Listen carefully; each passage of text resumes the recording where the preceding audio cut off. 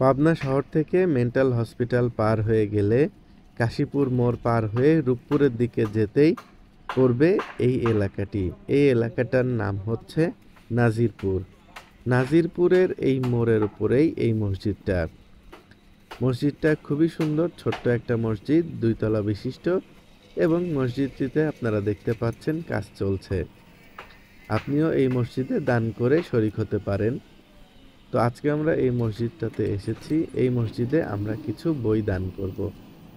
এই মসজিদের একটা লাইব্রেরি তৈরি করার জন্য আমাদের কাছে কিছু বই চেয়েছিলেন মসজিদ কর্তৃপক্ষ বা মসজিদ কমিটি। আমরা আমাদের সাধ্যমতো বই দিয়ে এই মসজিদের লাইব্রেরিটা তৈরি করতে চাচ্ছি। আপনিও আপনার মতো করে নগদ অর্থ বা বিভিন্ন জিনিস দিয়ে শরিক হতে পারেন। চলুন ভেতরে নিয়ে যাই এবং সম্পূর্ণ মসজিদটি সুন্দর করে ঘুরিয়ে দেখাই। এটি হচ্ছে মসজিদের অজুখানা এবং এটি সিঁড়ি দোতলাতে ওঠার, আর দোতলার এই সিঁড়ির নিচেই আছে বাথরুম,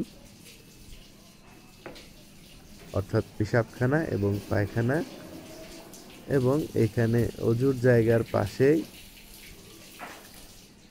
এই বড় গ্লাসের গেটটা দিয়ে মসজিদের ভেতরে প্রবেশ করতে হয়। এই হচ্ছে মসজিদ।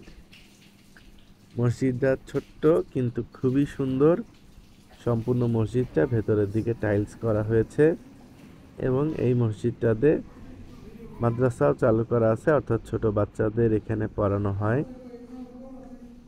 এছাড়া এখানে 5 ওয়াক্ত নামাজ এবং শুক্রবারে জুমার নামাজও এখানে অনুষ্ঠিত হয়।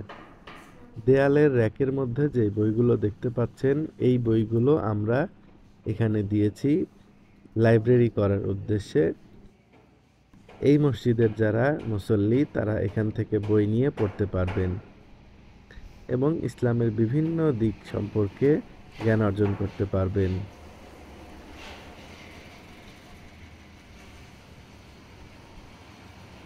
চলুন এবার আপনাদের মসজিদের মিম্বর এবং আরো অন্যান্য জায়গাগুলো ঘুরে দেখাই। এটি হচ্ছে মসজিদের মিম্বর এবং সাউন্ড সিস্টেমের কিছু অংশ দেখতে পাচ্ছেন এখানে।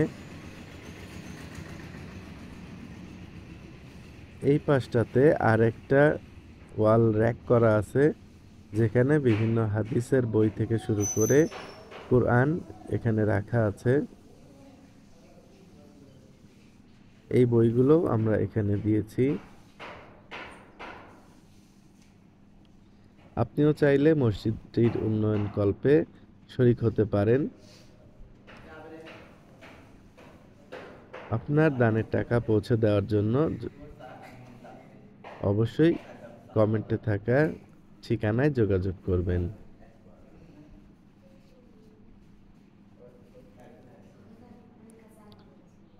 সবাই ভালো থাকবেন। আজকের মতো এটুকুই। দেখা হবে পরবর্তী কোনো ভিডিওতে। ধন্যবাদ।